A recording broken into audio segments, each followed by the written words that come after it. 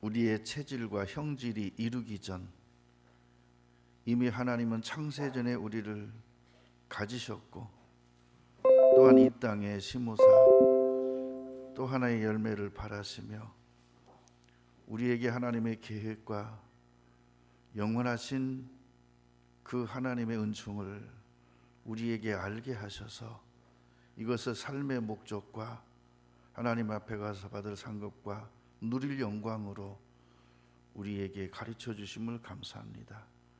마음속에 성령으로 깨닫게 하사 이를 위하여 진력하며 한평생 주님과 복음 위에 살아가기에도 우리가 정말 시간이 부족할 정도로 그렇게 마음의 소원을 허락하사 하나님 앞에 충성된 모습으로 살아갈 수 있도록 축복해 주심을 감사합니다. 오늘도 그 은혜에 들어가게 넉넉하게 하시고 담대히 그 보좌 앞에 나아갈 수 있도록 은혜 베푸심을 감사합니다. 이 축복의 자리에, 그 은총의 자리에 이 영광을 풍성히 우리 마음속에 깨달아 더욱더 커지고 하나님의 역사하심 속에 함께 동참하는 우리의 축복되고 영광된 삶으로 함께 해주시니 감사합니다. 오늘도 감사하는 저 속에 하나님께서 더 큰 은혜와 은혜 위에 은혜를 더해 주옵소서. 예수님 이름으로 기도드립니다. 마태복음 11장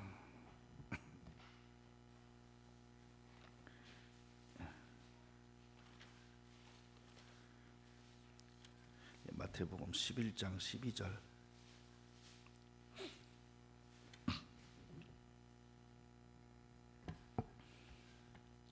세례 요한의 때부터 지금까지 천국은 침노를 당하나니 침노하는 자는 빼앗느니라. 그러면 세례 요한 때부터 침노할 수 있는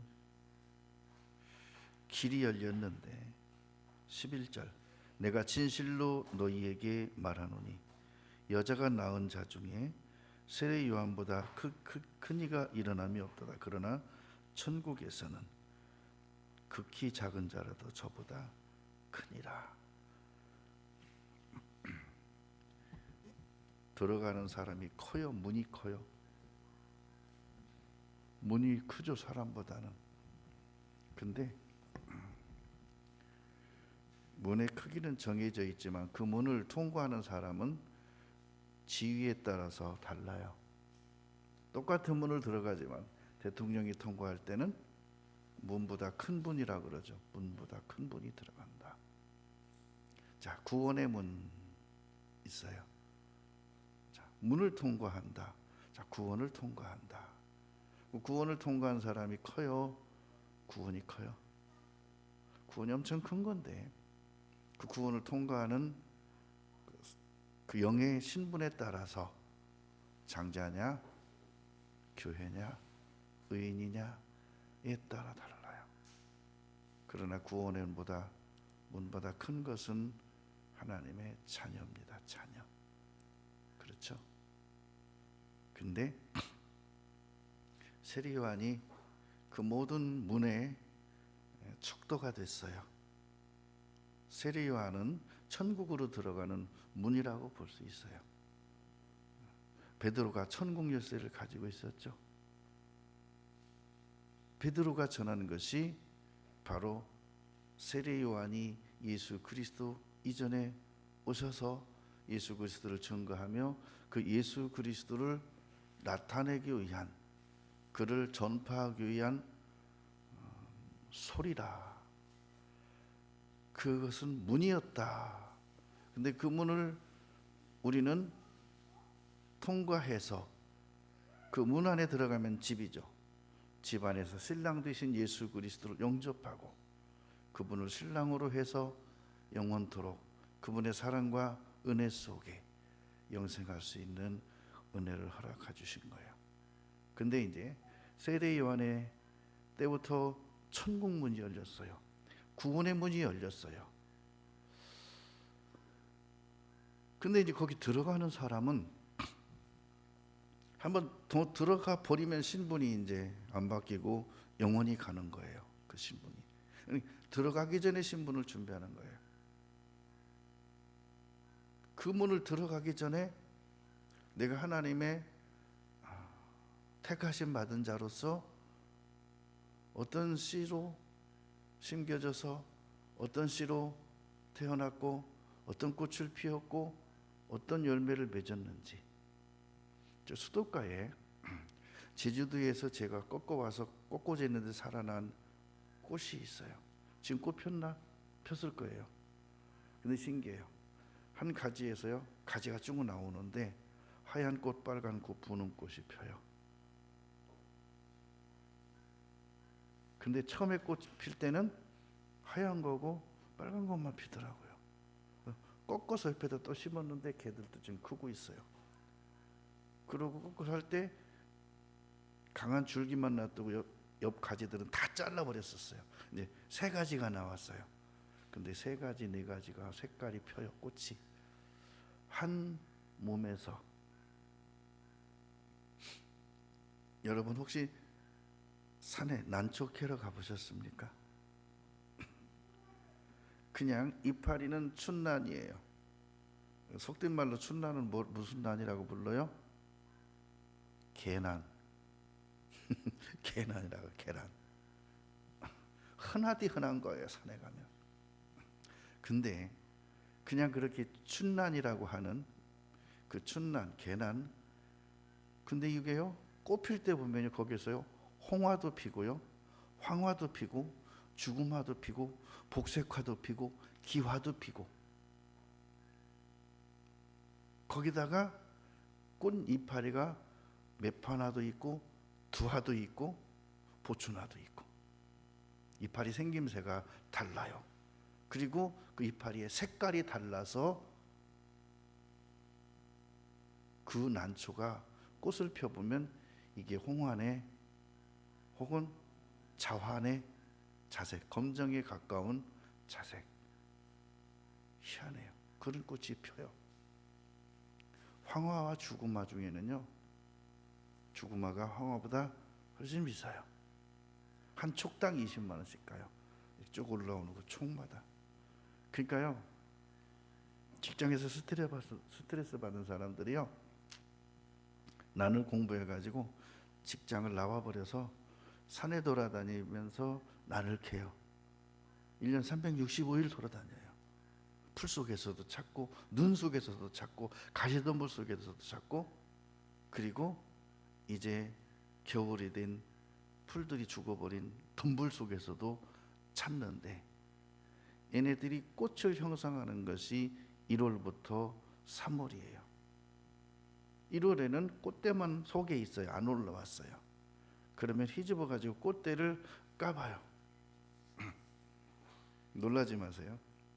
꽃대를 깠는데 그 속에 있는 꽃 모양이, 색깔이 있을까요, 없을까요? 없습니다. 속에 있는 건 그냥 새싹같이 그냥 허여무름 해갖고 색깔이 거의 없어요. 그런데 전문가는 색깔이 거의 없는 그 꽃을 보고 자화다, 죽음하다, 황화다, 복색화다, 요걸 알아요. 요게 올라와서 피면 무슨 색깔이 나온다는 걸 알아요. 근데 우리는 까봐도 몰라요. 눈에 보여줘도 몰라요. 근데 전문가들은 돋보기를 이렇게 보는데, 우리는 돋보기를 봐도 모르는데, 알고 싶으면요, 하나를 따서 이렇게 햇빛에 비춰보면 그 속에 그 색깔이 들어있어요. 이게 이제 커서 나오는 거예요.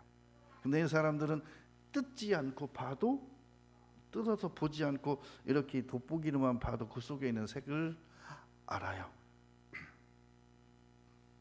그 꽃을 어쩌고 그냥 이파리 보면 몰라요. 근데 어떤 진짜 전문가는요, 더 신기한 게 뭐냐면 이파리를 뜯어서 이렇게 비춰보고도 알아요. 그 중에 사피라는 게 있어요. 아세요? 그물 무늬의 뱀 껍질 모양을 가진 이파리, 이게 사피라 그래요. 나중에 이 사피에다가 복색화나 이런 꽃이 피면 나중엔 제일 고가합니다.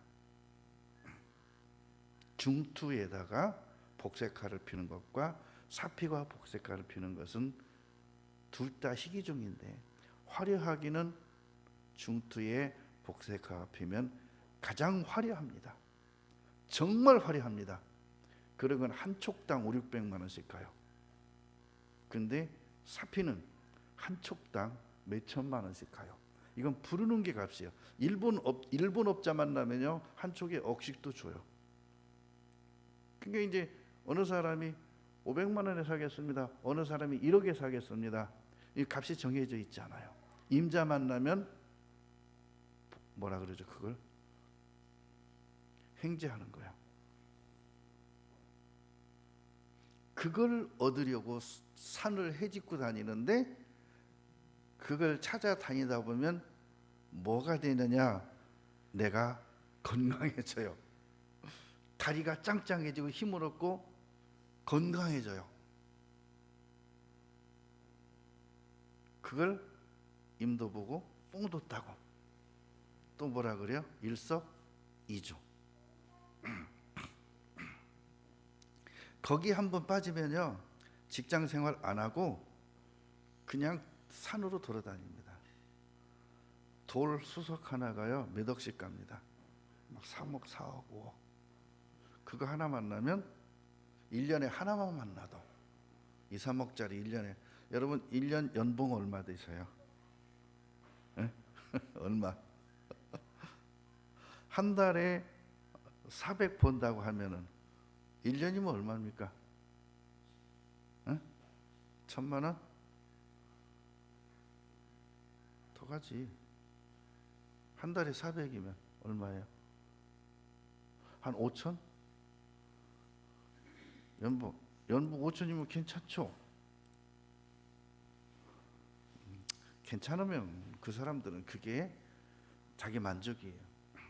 근데 연봉 5천, 6천 포기하고 산으로 가는 사람들은 한 번에 5, 6천이 나와요. 한 번에.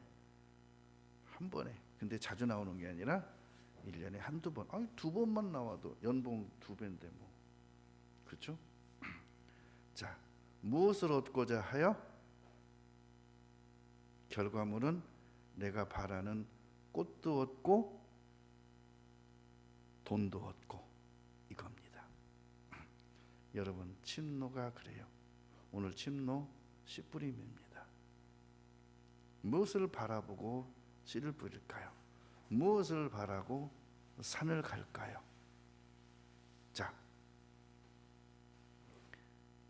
예수님께서 세례 요한에 대하여 증거도 했어요. 세례 요한도 예수님을 증거했어요. 근데 뭐라고 말하죠? 너희가 무엇을 보려고 들에 나갔더냐?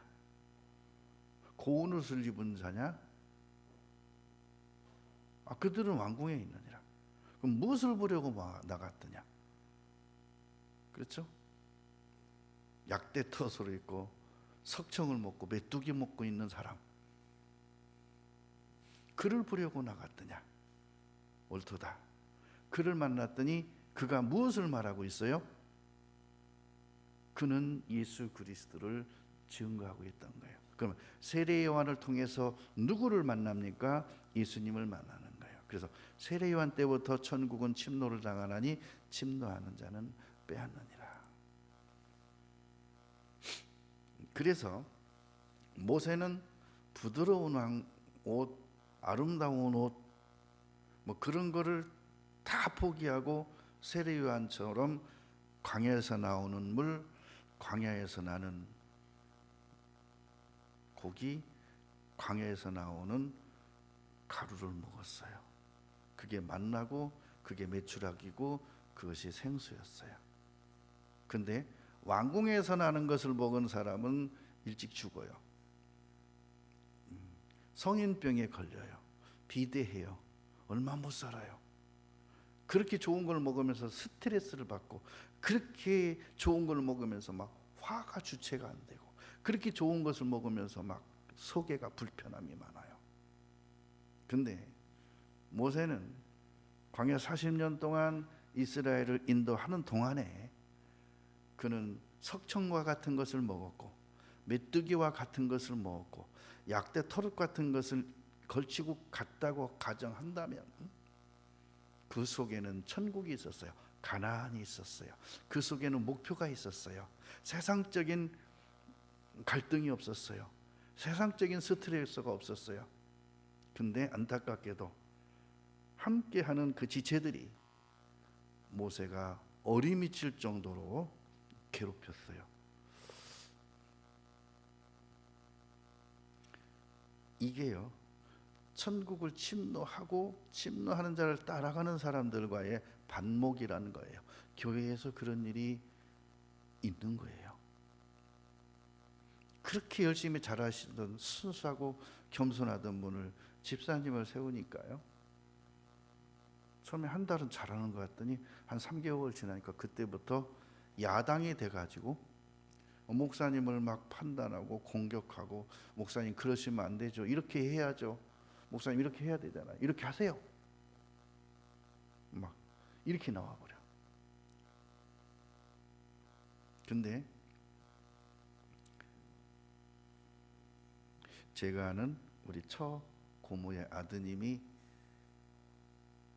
그 아들의 아들이 대전에서 목사님을 하는데, 이분은 교회에서 3년에 한 번씩 신임 투표를 한대요.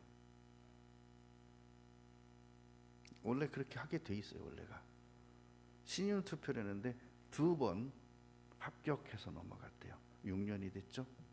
그리고 올 말에 이제 3번째 신임 투표를 한대요. 근데 놀라지 마세요. 집사도 마찬가지입니다. 1년직입니다. 집사는 1년 지난 다음에 다시 신임 투표해서 예 하면 다시 집사 세우고, 노 하면 평신도로 돌아가는 겁니다. 이게 원칙입니다. 아니, 안수 집사는 안 그래요. 일반 집사는 그렇게 하게 돼 있어요. 근데 한번 집사님 세우면 죽을 때까지 마르고 닳도록 하는 거죠. 신임 투표가 어디 있고, 잘못해도 교회에서 문제를 일으켜도 집사는 그냥 계속 하더라고. 왜? 그 목사 저기 집사 잘라고 그러면 어떡하라고. 그러니까 그 목사님은 자기도 신임 투표를 하니까 집사님들도 신임 투표에서 세울 수 있는 거예요. 자기도 그렇게 하니까 누구도 뭐라고 못 하는 거예요. 그렇죠? 근데 첫 해 신임 투표를 했는데 100%가 나왔대요. 2번째 투표를 했는데 이제 6년 지나서 했는데 2사람이 노했다는 거예요. 근데 이번에 3번째잖아요. 이제 100%일지 몇 사람이 노할지 모르겠다고, 노하면 나가야 된다 이거야, 교회에서. 근데 신기한 건 목사님 신임 투표하는 다음 주에 집사 신임 투표를 한다는 거예요. 그러면 누가 목사님을 노하겠어? 그런 식으로 머리 쓴다는 거예요. 아니면 목사님 신임 투표하기 전주에 하면 어때요? 이미 신임 투표 끝나서 자기는 됐는데 뭐 목사님 잘라도 상관없잖아. 그러니까 꼭 다음 주에 한다는 거예요. 목사님 신임 투표는 다음 주에. 그래서 웃더라고. 여러분, 어떻게 하다가 교회가 그렇게 됐습니까? 그거는요, 교회에서 기독교에서 세운 규칙인 거예요. 성경에 그런 거 없습니다. 사람이 세운 거예요. 그럼 뭐예요? 집사도 사람이 세웠습니까?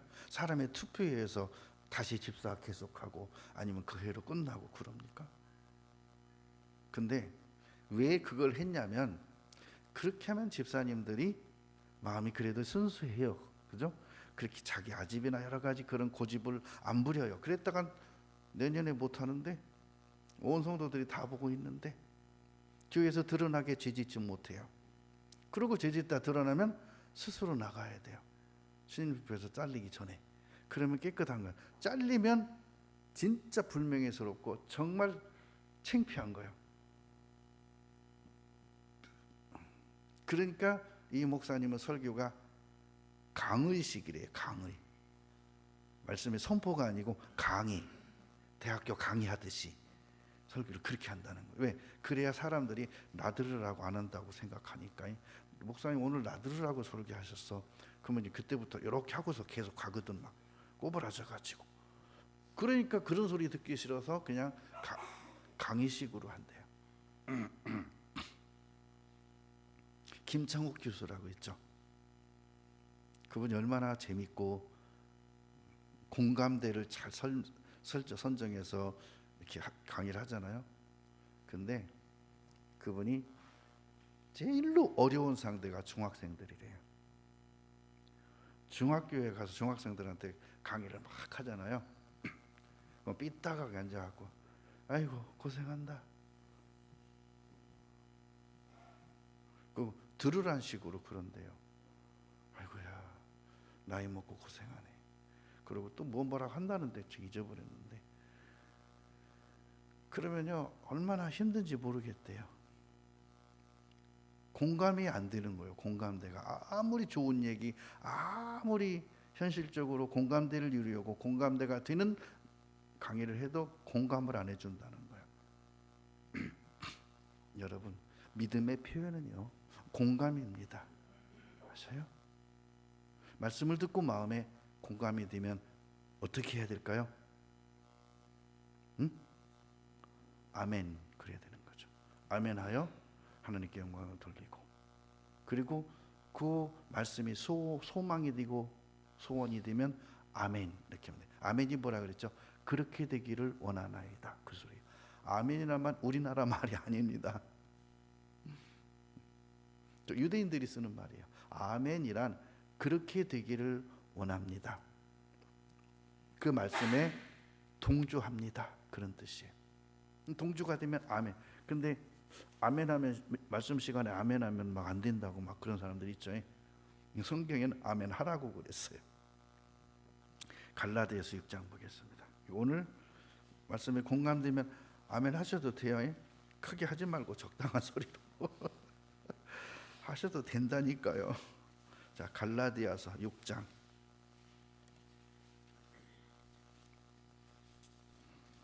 갈라디아서 6장 7절.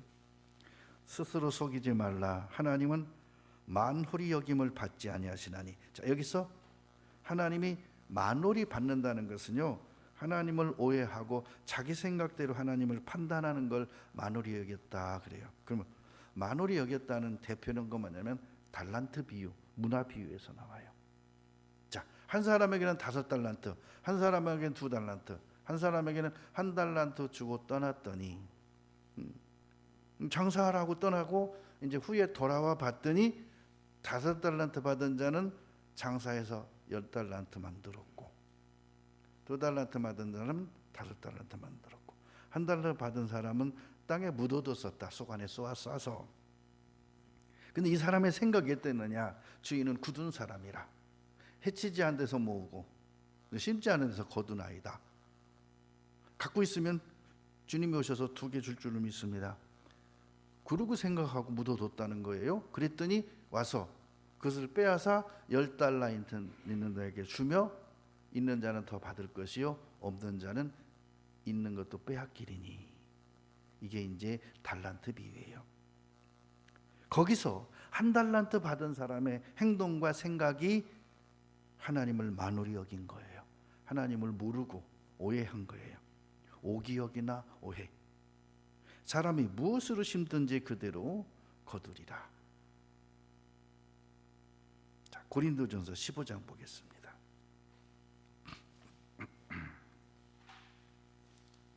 자, 고린도전서 15장 42절에 자, 죽은 자의 부활도 이와 같으니 썩을 것으로 심고 썩지 아니할 것으로 다시 살며, 이거예요. 자, 그러면 세례 요한의 때부터 천국은 침노를 당하나니 침노하는 자는 빼앗느니라 했는데, 이 침노를 문을 통과하는 거라고 하고,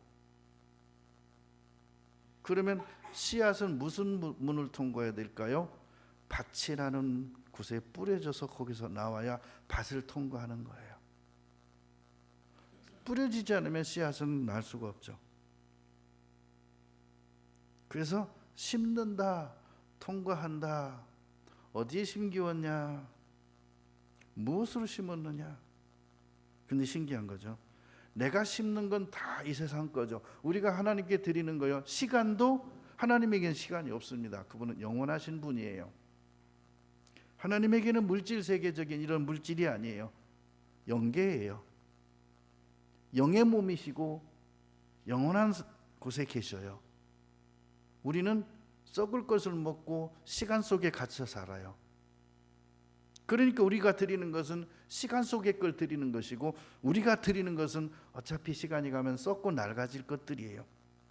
근데 이것을 심을 때 심는 목표, 믿음의 목표가 확실해야 돼요.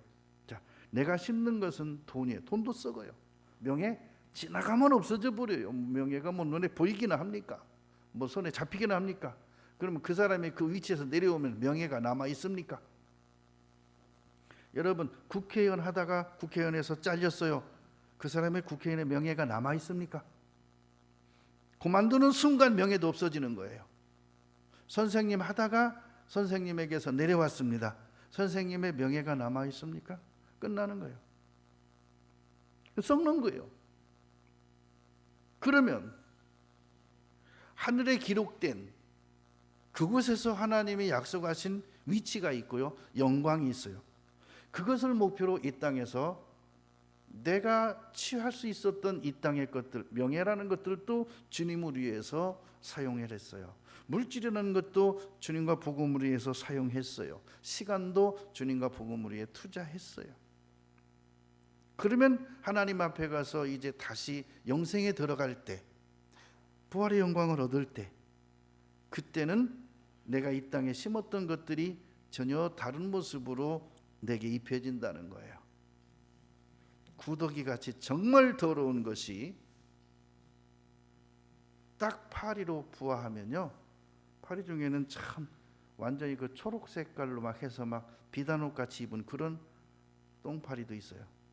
그게 똥파리입니다. 일반 파리는 똥파리라고 안 하죠. 근데요, 유독히 푸르스름하면서 약간 붉은색도 띠면서요, 반짝반짝 빛나는 게 있어요. 굉장히 걔네들은 건강하고 나르는 것도 빨라요. 소리도 웽웽 소리 내고. 근데 그건 똥파리예요. 그래봤자. 근데 그것이 그렇게 부화할 줄을 누가 알아요? 구더기 때는 다 똑같은 모습인데, 그 구더기 똑같은데 부화해보면 다른 모습이에요. 자, 그것은 씨가 준비된 거예요. 넌 무슨 씨였냐? 그럼 그렇게 부화하는 거예요.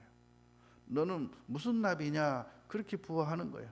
너는 무슨 잠자리냐? 그렇게 부화하는 거예요. 너는 어떤 맴이냐? 그렇게 부화하는 거예요. 너는 어떤 몸으로 부화할 거냐? 그것이 정확히 알면은, 자, 나는 해의 영광으로 최고의 주님의 형상으로 다스리는 권세를 가지고 부활할 겁니다. 부활할 겁니다. 그럼 그 목표로 가지면요, 뭐를 심든지 다 그것이 예비되는 거예요.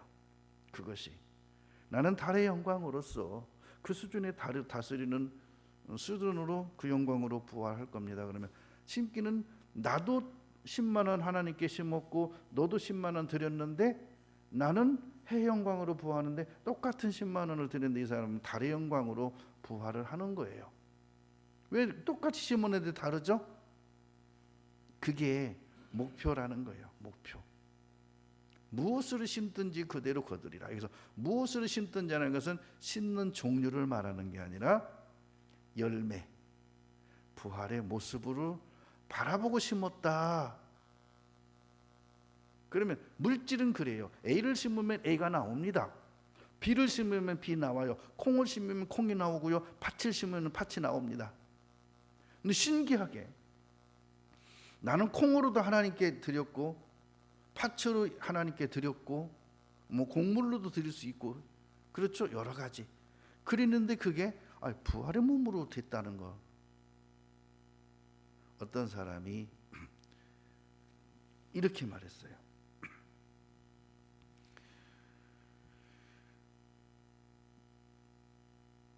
이 땅에서 어떻게 살면 어떤 모습으로 다시 뭐라 그러죠? 불교에서 하는 거? 윤회한다. 그러면 어떤 사람이 개로 태어나요? 그러고 물어봤어요. 어떤 사람이 개로 태어나요? 개같이 살면 개로 태어나요? 근데요, 모르는 사람들이 자기들이 만들어낸 거예요. 그렇게 한다고. 아닙니다. 그렇게 안 나옵니다. 절대 다릅니다.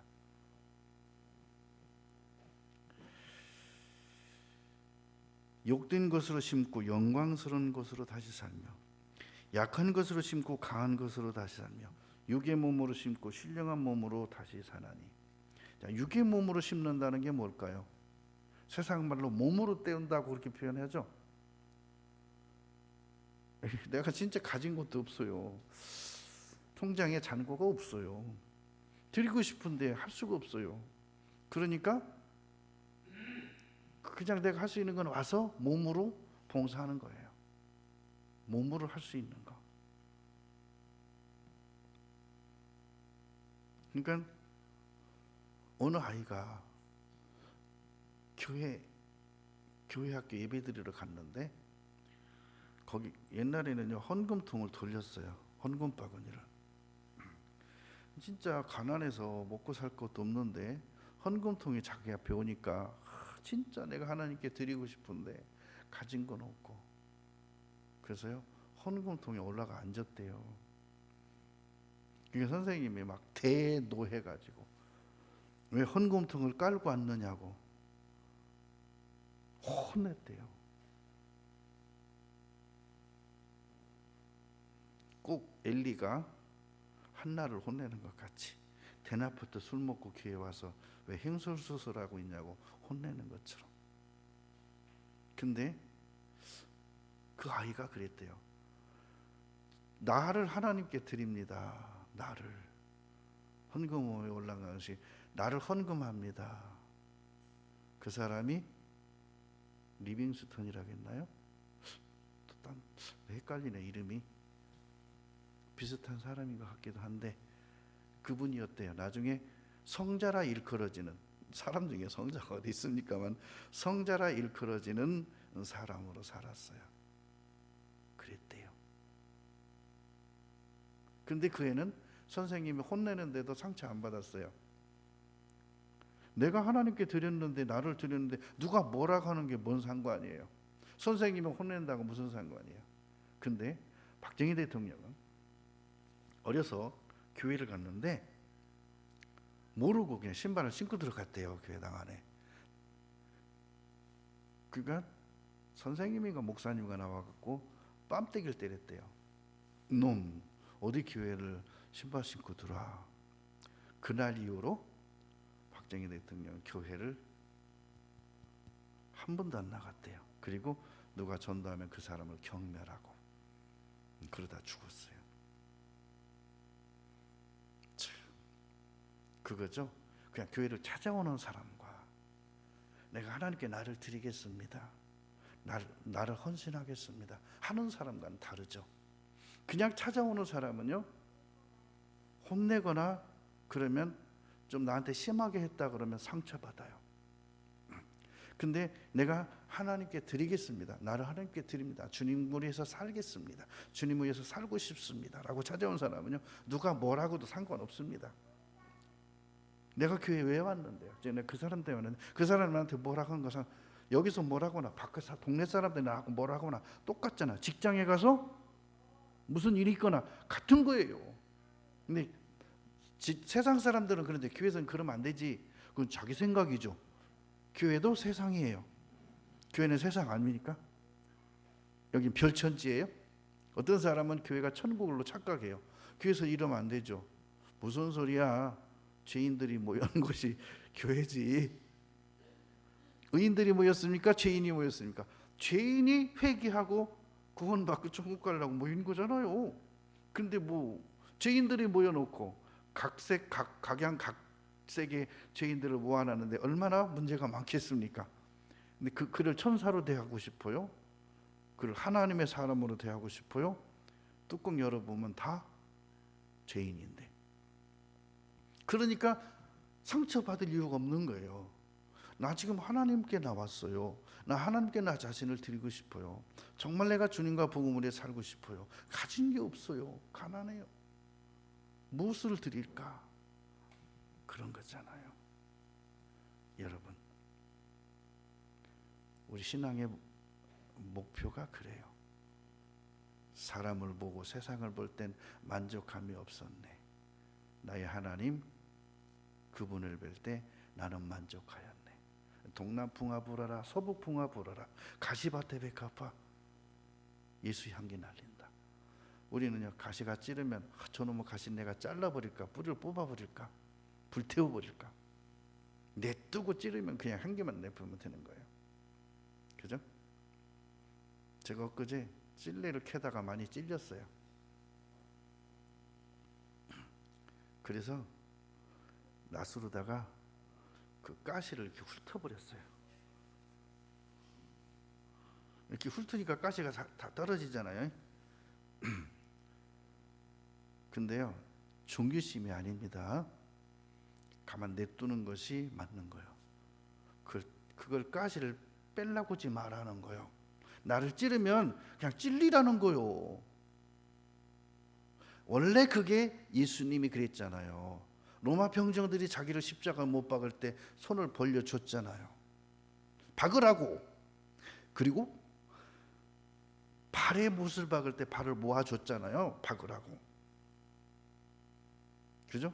그러고 도피 달려서도요, 누구도 원망하지 않고 자기를 책찍했던 못을 박았던 병사들을 원망하지 않고 좌우에 같이 달린 다른 죄수들도 원망하지 않고 오직 아버지의 뜻이 이루어지기를 원하고, 그죠? 얼마나 숨쉬기도 힘들고 목도 마르고 그런 상태에서 누구를 원망한 게 아니라 나의 갈 길은 그 길이 있기 때문에 갔다는 거예요. 자, 그래서 예수님은 그 문을 통과한 거예요. 사망의 문도 통과하셨고 고난의 문도 통과하셨고 채찍의 문도 통과하신 거예요. 예수님은 그렇게 침노하셨어요. 우리도 그래요. 침노라는 게 그거예요. 자, 이사야 5장 찾겠습니다.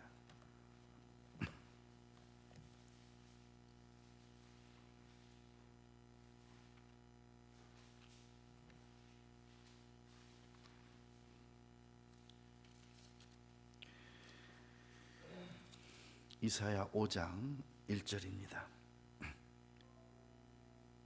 이사야 5장 1절. 내가 나의 사랑하는 자를 위하여 노래하되 나의 사랑하는 자의 포도원을 노래하리라. 꼭 이거 읽어보면 아가서 읽는 것 같으죠. 1절은. 그죠? 읽은 딱 아가서야. 나의 사랑하는 자에게 포도원이 있으며 심히 기름진 사내로다. 아가서로다. 땅을 파서 돌을 취하고 극상품 포도나무를 심었도다. 그 중에 망대를 세웠고 그 안에 술틀을 팠었도다. 좋은 포도 맺기를 바랐더니 덜 포도를 맺혔도다. 이거예요. 안타깝죠? 이 씨가 포도원에 심긴 이 포도 씨가 목표를 모르면, 자기 분수를 모르면 그렇다는 거예요. 그러면 이 포도원에 심긴 씨는 이스라엘 백성들입니다. 그래서 예수님의 고난에, 예수님의 채찍에, 예수님의 십자가에 동참해야 되는데 목 박는 데 동참해 버렸어요. 예수님을 죽이고 정죄하는 데 동참했어요. 같이 죽고 같이 매맞아야 되는 곳에. 그러니까 이들에게 맺힌 것은 불법이고, 이들에게 맺힌 것은 불이고, 이들에게 맺힌 것은 죄였어요. 뭐가 맺어야 되는데? 의가 맺어야 되고, 피가 맺혀야 되고, 죽음이 맺혀야 되고, 부활의 영광의 열매를 맺어야 되는데 들포도를 맺혔대요. 그러니까 포도 모양은 모양인데 참포도가 아니라 들포도, 참깨가 아니라 들깨를 맺힌 거예요. 자, 여러분, 참깨보다 들깨가 모양이 큽니다. 기름을 짜면, 똑같은 키로수를 갖고 기름을 짜면 참깨가 기름이 많이 나와요? 들깨가 많이 나와요? 참깨가 배는 더 나옵니다. 들깨 한번 반 쪼개 보셨습니까? 할 일 없어 그랬냐고. 아니 이따가 한번 쪼개봐. 반 속이 텅 비어 있습니다. 그런데 신기하게 그게 싹이 납니다. 들깨는 반 잘라보면 속이 이렇게 동그랗게 탁구공처럼 속이 비어 있습니다. 해봤냐고요? 예, 해봤어요. 제가 무척 그런데 아주 만사에 궁금한 거 많거든요. 안 되면 저 시계도 다 분해해 본 사람이에요. 시계도 하나씩 하나씩 다 맞췄더니 가더라고요. 내가 시계 배운 것도 아닌데 제대로 맞췄나 봐. 다시 가더라고. 보통 한 번 뜯었다 맞히면 안 가거든요. 다시 뜯고 몇 번 해야 되거든요. 근데 난 한 번에 했어. 이게 난 진짜 관찰력이 좋은 것 같아요. 누가 하는 거 이렇게 보면 저렇게 하면 되는 거고 몇 번 따라하면 돼요. 근데 머리는 좀 나쁜 것 같아요. 공부도 그렇게 한다면 얼마나 잘했을까. 신앙생활도 하나님을 아는 것도 성경도 그랬다면 얼마나 잘했을까. 그런 쪽은 둔한가 봐. 눈썰미만 좀 있나 봐. 자, 누가복음 13장. 그러니까 심으신 분이에요. 13장 8절에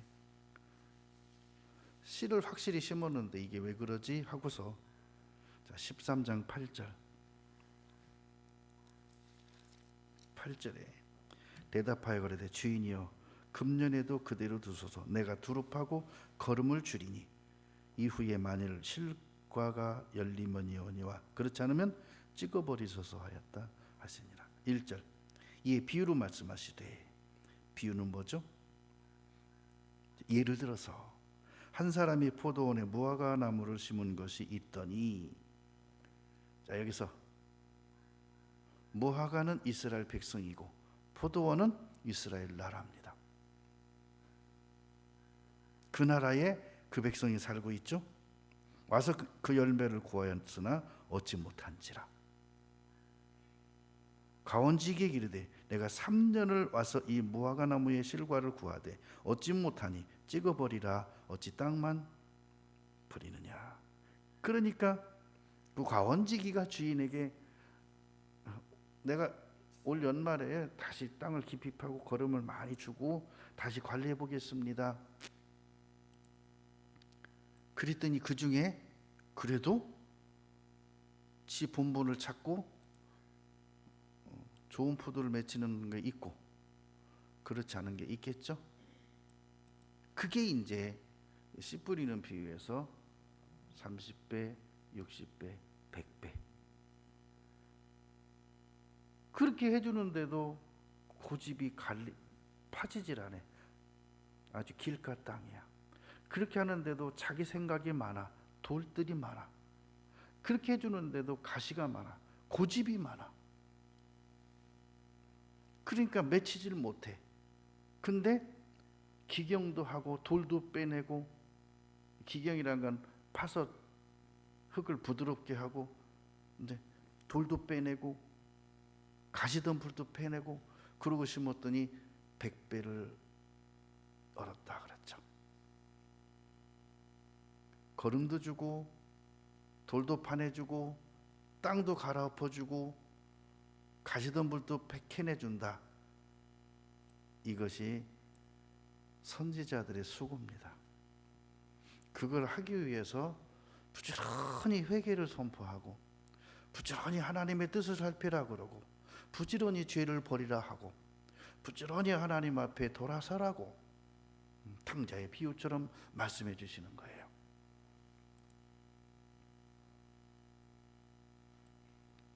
그러면 여러분, 일한 대로 상 받는다 그랬죠?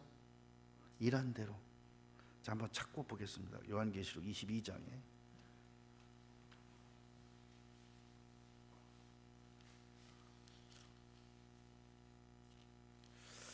요한계시록 22장 12절에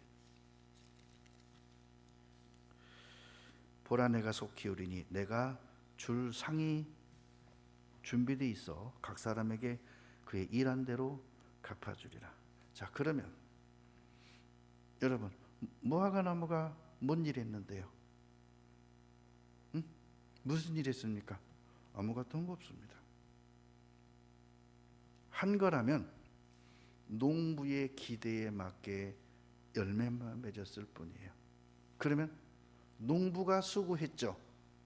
농부의 수고는 전혀 알아주지 않습니다. 그리고 농부가 수고한 그 수고를 뭐라고 말하냐? 네가 했소.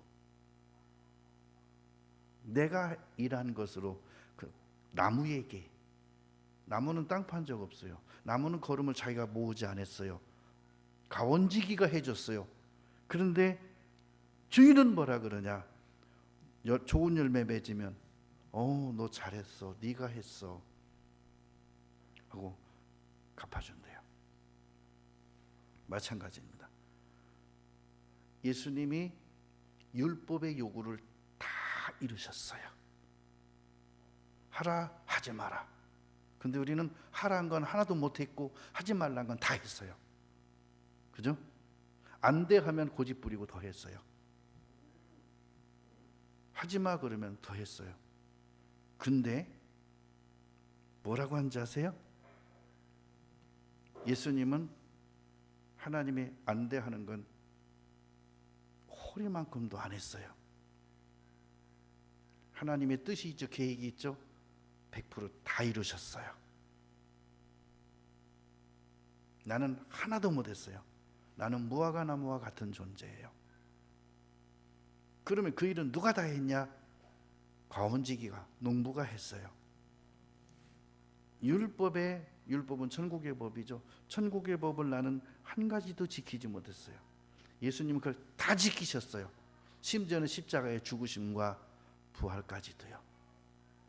나는 못했는데 예수 안에 있으면, 예수님을 믿는다는 게 그거예요. 예수님이 하신 일, 나를 위해서 하신 일, 그걸 믿고 있으면 너가 했다고 너에게 상 주겠다. 이걸 은혜라 그래요. 일한 것이 없이, 한 것이 없이 거저 받는 거. 오히려 반대로 잘못만 했는데, 있을 수 없는 일이 이런 거죠. 뭐냐면 대기업의 회장의 아들이 있어요.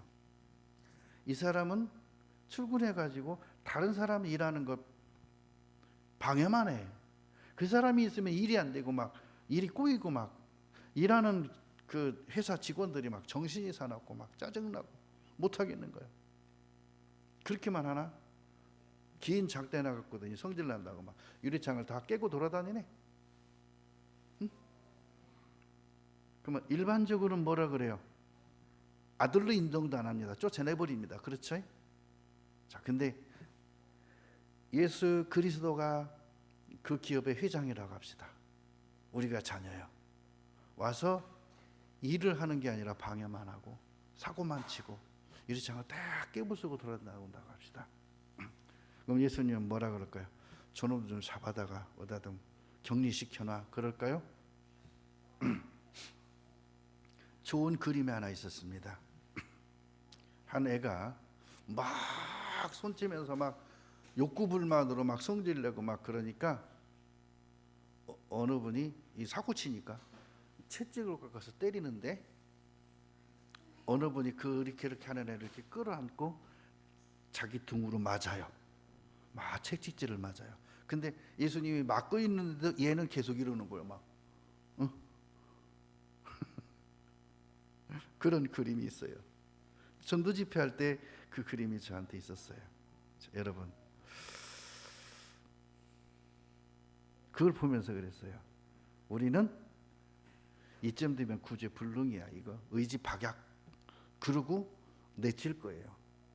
근데 예수님은요, 모든 사람을 구원하기 위해서 오셨지만 모든 사람의 죄짐도 짊어지고 오기 때문에 그가 지금 그렇게 하는 것까지도 예수님이 담당하셨고, 그것까지도 예수님이 감싸 안으신 거예요. 그리고 앞으로도, 지난 과거만이 아니라 지금 하고 있는 것만이 아니라 앞으로도 우리는 예수 믿는다고 하면서도 우리는 수많은 실수와 잘못과 죄를 짓고 살 거예요. 그것까지도 예수님은 끌어안으신다는 거예요. 진노는 뭘까? 그분이 하신 그 문을 내가 함께 들어가는 거예요. 그 문을 통과하는 것이고 그 길을 내가 따라가는 겁니다. 근데 그 길을 따라가는 데는 이미 하셨기 때문에 채찍이 없습니다. 고난이 없습니다. 다만 그 길에서, 그 정로에서, 진리의 길에서 좌우로 치우치면 그때는 엄청난 일들이 벌어지는 거죠.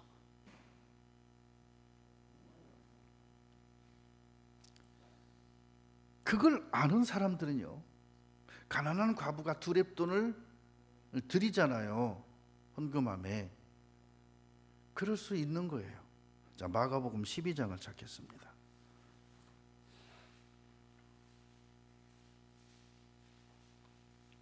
마가복음 12장 42절에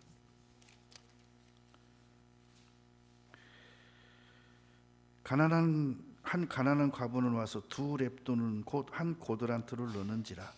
예수께서 제자들을 불러다가 이르시되 내가 진실로 너희에게 이르노니 이 가난한 과부는 연복회에 넣는 모든 사람보다 많이 넣었도다. 저희는 다 그 풍족한 중에 넣었거니와 이 과부는 그 구차한 중에서 자기 모든 소유 곧 생활비 전부를 넣었느니라 하셨더라. 자, 이 여인이 이렇게 할 수 있는 건 단 한 가지입니다. 있어서 드리는 거 아니에요. 없었어요. 2렙돈이 있었대요. 한 고드란트라 그랬어요. 동전입니다. 동전. 우리나라 동전 중에 가장 값이 나가는 큰 동전이 얼마짜리예요? 500원짜리. 500원짜리 2개 넣었어요. 근데 이 500원짜리 두 개가 이분의 생활비 전부였대요. 어떻게 생각하세요? 여러분, 1,000원 갖고 뭐 살 수 있어요? 김밥도 못 사요. 조그만 삼각김밥 하나 제일 싼 게 1,300원이에요. 어디 가서 김밥 하나 사 먹어요? 여러분, 웬만한 과자 한 봉지가 2,000원, 3,000원. 더 비싼 것도 많아요. 제가요, 예전에 껌 살 때요, 껌 한 통이 몇십 원 할 때 사 먹어보고는 안 사봤거든요. 그리고 이제 먼 길로 해서 어디를 가는 중에 껌 좀 뭐 사오는 길에 껌 좀 사라고 5,000원 줬어요. 껌 사오고는 거슴돈을 안 주는 거야. 이 사람 왜 거슴돈을 안 주지? 속으로 섭섭했어요. 자기가 거슴돈 챙겼다 생각해서. 그래, 심부름값이라 생각하지. 나중에 물어봤어요. 그 껌 얼마 했어요? 7,000원이었대요. 동그란 통에 들어있는 거. 자기 돈 2,000원을 보탠 거야. 챙겨 먹은 게 아니고. 근데 나는 뭐라고 생각했다고? 기껏 해봤자 700~800원일 텐데 4,000 얼마를 지가 떼먹었네 그랬는데, 반대로 자기 돈 2,000원을 해서 사온 거야. 그 사람은 뭐라 했을까? 사오면서 얼마나 그 사람은 나름대로 속상하고 자기 돈 2,000원을 더 드려야 되니 얼마나 심부름하면서도 속이 그랬을까? 이게요, 뭘 모르면 그러는 거예요. 저는 껌값을 잘 몰랐고 그분은 내가 모르고 한다는 걸 모르는 거야. 그러길, 아이고 그랬냐고, 뭔 껌이 그렇게 비싸냐고, 그럼 사지 말고 그냥 오지 그랬냐고 그랬다니까. 내가 누가 7,000원짜리 껌을 먹냐고 그랬더니 아니더라고. 이 사람은 사오라고 부탁받았으니까 사온 거야. 여러분, 어때요? 가난한 과부의 2렙돈. 이 사람은요, 자기 있는 걸 전부 가지고 무엇을 얻었냐면 예수님의 마음을 얻었어요. 예수님의 사랑을 입었어요. 예수님의 은혜를 입었어요. 그분이 하늘에 쌓아둔 은혜, 저 천국에 예비한 은혜를 그가 얻은 거예요. 왜, 뭐라 그랬죠? 모든 사람보다 가장 많이 넣었대요. 거기 수많은 사람들이 넣었습니다. 헌금함 앞에 앉아서 넣는 걸 보셨어요. 부자들은 더 많이 넣겠죠. 근데 이 가난한 과부라 그랬죠? 그냥 가난한 게 아니라 거기다 과부예요. 이중고 삼중고를 겪는 분이에요. 동전 2개 넣었대요. 근데 그 수많은 지폐와 수표를 넣은 사람보다 많이 드렸대요. 여러분, 천국은 침노하는 자는, 침노를 받는, 침노하는 자는 빼앗느니라. 어떻게 한다고요? 믿음으로 하는 거예요. 여러분, 무엇이 영적이고 무엇이 영혼에 속한 사람일까요? 무엇이 온적이고 무엇이 육적이고 무엇이 육적인 시각으로 하는 것일까요? 마가복음 14장 보겠습니다. 3절. 예수께서 베다니 문둥이 시몬의 집에서 식사하실 때에 한 여자가 매우 값진 향유 곧 순전한 아들 한 옥합을 가지고 와서 그 옥합을 깨뜨리고 예수의 머리에 부으니, 이게요 300데나리온이나 가는 거래요.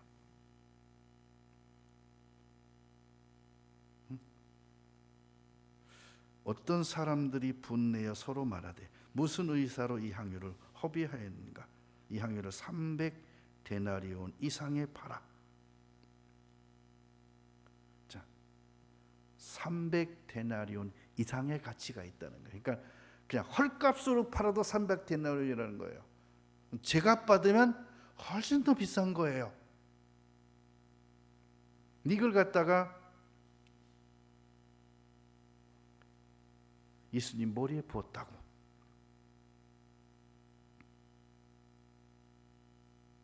그 여자를 책망하는지라. 8절. 저가 힘을 다하여 내 몸에 향유를 부어 내 장사를 미리 준비하였느니라. 이건 뭐라고요? 300데나리온이 예수님 장사에 부족합니다.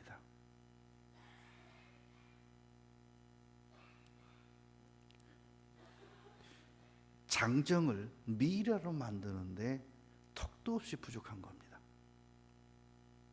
근데 다른 사람들은 그 많은 걸 허비했다고. 사실은 부족한데.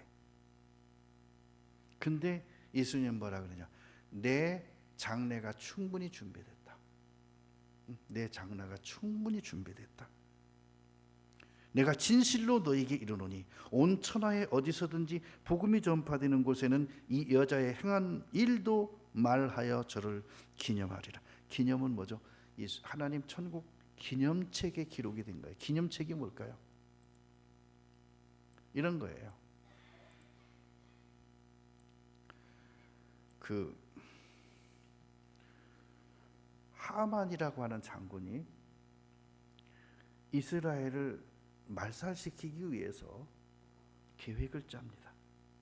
거기에 모르드게라고 하는 궁중 대신이 있습니다. 그리고 왕후가 된 누굴까요? 에스더라는 분이 있어요. 근데 에스더가 이 하만의 계획을 알았어요.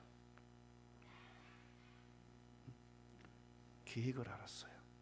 그래서 그것을 지혜롭게 해가지고 하만을 죽이고 이스라엘을 구원했어요. 에스더가. 그리고 그 일이 있기 전에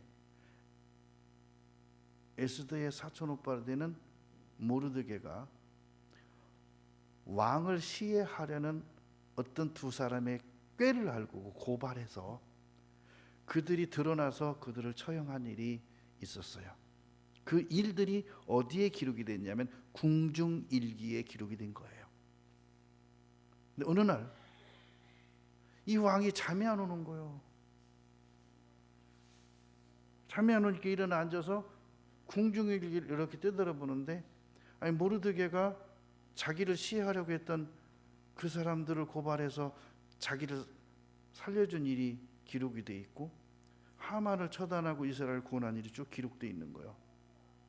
근데 거기 기록된 곳에 어떻게 보상했다, 어떻게 상을 주었다는 기록이 없는 거예요. 그러니까 이제 이걸 기록하는 사람을 불러다가 야, 여기 왜 이게 기록이 안 돼 있지?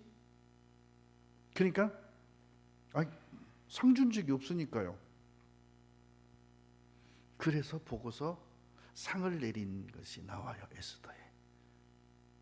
자, 궁중일기에 기록해도 상이 빠지면 안 되죠. 상을 줍니다. 그러면 하나님 나라에 어디에 기록이 됐다 그랬어요? 응? 뭔 책에? 무슨 책? 기념책, 행위록이라 그래요. 기념책에 기록이 되는 거예요. 이 여인의 향유를 부은 일이. 그러면 향유가 얼마를 가져야 그래도 부족함이 없게 예수님의 장례를 할 수 있을까요?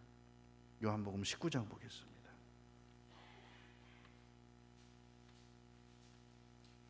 요한복음 19장 39절 봅니다. 일찍 예수께 밤에 나와왔던 니고데모도, 요한복음 3장에 나오죠. 니고데모도 모략과 침상 섞은 것을 100근쯤 가지고 온지라. 몇 근이 필요하다고요? 이 100근이 300데나리온 갖고는 절반도 못 산답니다. 그러니 뭐 그 300데나리온 이상이라고 했으니까 400데나리온이라고 하죠. 그래도 부족한 거예요. 그걸 드린 겁니다. 그러니까 드리는 이 여인은 얼마나 죄송스러울까요? 다른 사람은 300데나리온 이상의 가치라고 해서 아깝다고 그러는데 드리는 본인은 죄송한 거예요. 부족한 거예요. 부족하게 드리니까 죄송한 거예요. 그걸 그런 마음으로 할 때 하나님은 부족하게 받지 않으시고 하나님 나라에서, 천국에서 하나님 수준에서 충분한 거예요. 하나님 수준에서, 그분의 스케일에서, 하나님의 스케일에서 부족함이 없는 거예요. 난 정말로 적은 걸 드렸는데. 그래서 드리는 이들은요, 눈물로 드리는 거예요. 죄송하니까, 부족하니까. 그래서 예수님 발에 향유를 부은 여인은요, 어떻게 했다 그랬죠? 발에 향유를 붓고 자기 머리카락으로 어떻게 했다고? 예수님의 발을 씻으면서 눈물로 했다 기록이 돼 있어요. 그래서 우는 거예요. 시편 126편 보겠습니다.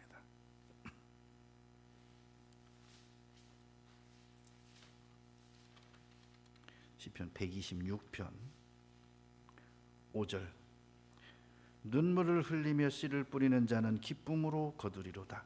울며 씨를 뿌리러 나가는 자는 정녕 기쁨으로 그 단을 가지고 돌아오리로다.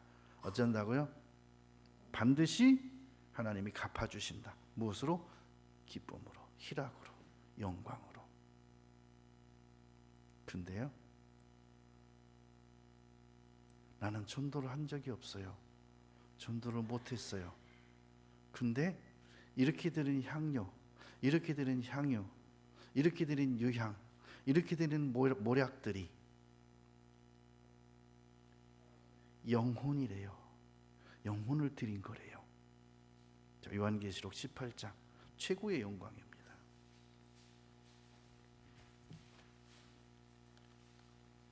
요한계시록 18장 13절에 18장 13절에 계피와 향유와 향과 유향과 향유와 유향과 포도주와 감람류와 고운 밀가루와 밀과 소와 양과 말과 수레와 종들과 사람의 영혼들이라. 사람의 영혼들이래요. 우리는 상상할 수 없는 거예요. 우리는 상상이 안 되는 것들이에요. 전혀 연관도 안 되는 것 같고, 어떻게 이것을 그렇게 볼 수 있는 사람도 없고, 그렇게 말할 수 있는 사람도 없고. 근데 히브리서 11장 35절에는요, 그래서 이 믿음의 길을 가는 여인들은 더 좋은 부활을 얻고자 하여 악형을 받되 구차히 면하지 아니했다. 악형도 악형으로 보는 게 아니라 그것에 따른 약속들, 하나님의 예비하신 것들을 보는 거예요. 히브리서 11장 보겠습니다.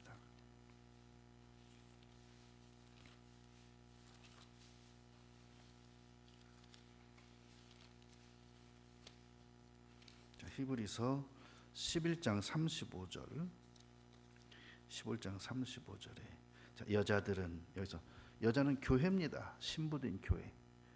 자기의 죽은 자를 부활로 받는다. 또 어떤 이들은 더 좋은 부활을 얻고자 하여 악행을 받되 구차히 면하지 아니하였으며, 또 어떤 교회 여인들은 희롱과 채찍질뿐 아니라 결박과 옥에 갇히는 시험도 받았으며, 돌로 치는 것과 톱으로 켜는 것과 시험과 칼에 죽는 것을 당하고 양과 염소의 가죽을 입고 유리하여 궁핍과 환난과 학대를 받았으니 이런 사람은 세상이 감당치 못하도다. 근데 이렇게 하면은 세상에 누구도 기억해 주지 않습니다. 그리고 뭐 세상의 기록은 승자의 입장에서 기록하기 때문에 이런 것들은 다 묵살돼 버립니다.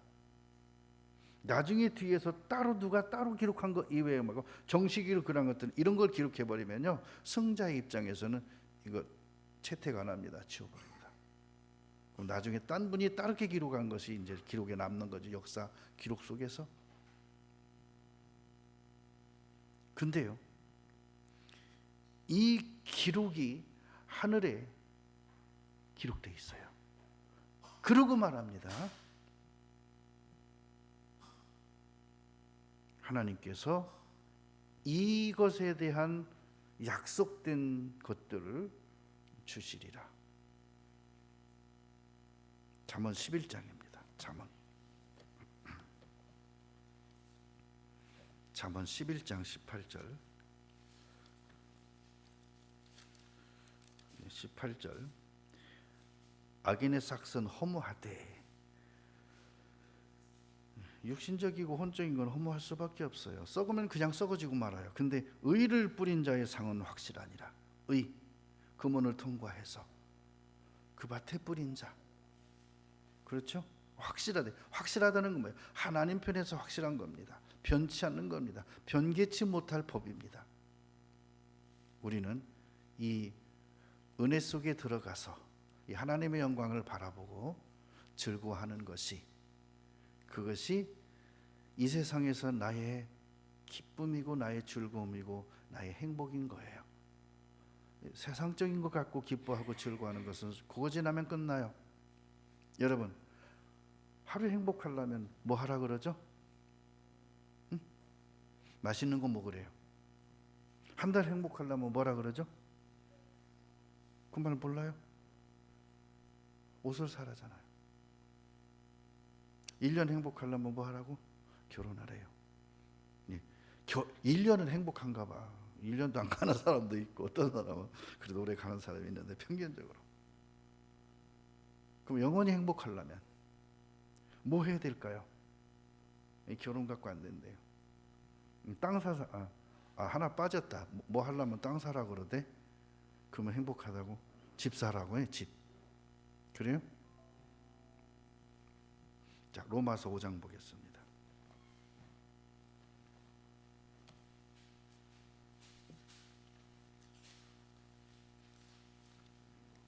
로마서 5장 2절 봅니다. 또한 그로 말미암아 우리가 믿음으로 서 있는 이 은혜에 들어감을 얻었으며. 자, 믿음으로 서 있는 은혜 속에 들어갔대요. 하나님의 영광을 바라고 즐거워하느니라. 그 은혜 속에 뭐가 예비되어 있냐면 영광이죠. 최고의 다스리는 권세예요. 왕권이에요. 그것이 있으므로 영원한 즐거움이 있다. 영원한 즐거움. 우리도요, 오늘 하루 여러분이 이 은혜를 생각하며 기뻐하시고 웃었으면 좋겠어요. 갑자기 뭐 하다가 입꼬리가 올라가면서 히추 웃어요. 왜 웃어? 그냥 그런 게 있어. 말하고 웃어. 됐어. 그러면서 웃는 거예요. 그냥. 그죠? 뭐 하다가 갑자기 자기도 모르게 뭔 일이 생각나면 웃잖아요. 그리고 안 좋은 게 생각나면 찡그리잖아요. 뭐 하다가 근데 웃긴 일이 생각나면 그냥 혼자 깔깔대고 웃잖아요. 갑자기 뭐 보고서 뭐와 연관이 되면 웃고. 우리의 시각 속에, 우리의 생각 속에 천국, 그 속에 약속된 것들, 아버지의 보좌와 그 영광들, 상급을 바라보면서 그곳에서 상속받을 것을 생각하면서 기뻐할 수 있다면 우리는 현재의 고난도 장차 영광과 장차 나타날 영광과 좋게 비교할 수 없다는 것이 진짜 믿음 속에 있으므로 즐거워할 수 있을 겁니다. 오늘 하루도 그 은혜 속에, 그 즐거움 속에 푹 젖어 살았으면 좋겠습니다. 기도하겠습니다. 고마우신 주님 감사합니다. 우리에게 주신 약속은 영원한 것이요 하늘에 기록된 것이요 하나님의 영원한 계획 속에 나를 향하신 것이었습니다. 이 모든 것이 성경이 나를 위해 기록하시고 내게 약속하신 것이고 내게 주심마 약속하신 것들입니다. 우리는 부족하고 죄 많지만 이 모든 것을 영원히 속해 놓으시고 용서해 놓으시고 의롭다 하시며 우리의 모든 죄는 기억지 아니하시며 동의소에서 먼 것 같이 옮기셨습니다. 이 모든 일에 감사하며 남은 때를 주님과 복음을 위해 살아가는 우리의 소망과 목표가 넘치도록 함께해 주옵소서. 예수님 이름으로 기도드립니다. 오늘 저기 식사하시고